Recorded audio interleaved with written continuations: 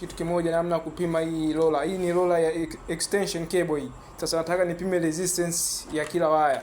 So utachukua multimeter, nitaweka hapo kwenye ohms, kwenye continuity, kwenye diode.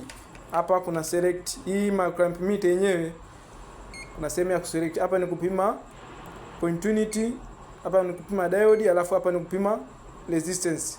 Sasa mimi nataka nionyeshe namna kupima resistance. So kama kawaida nitaweka terminal moja, alafu terminal nyingine nitaigusisha kwenye hii terminal. Umeona resistance ni 2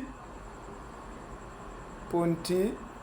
Ukiangalia hapo inacheza hapo terminal inacheza hapo, nikibana vizuri 2.1.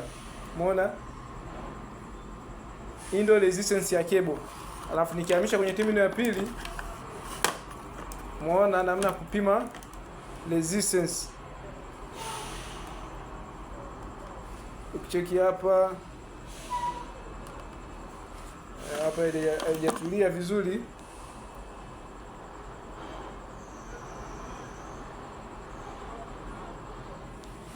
Hapa haijatulia vizuri. Resistance huwa ni ndogo. Ukiona hivi inacheza maana yake cable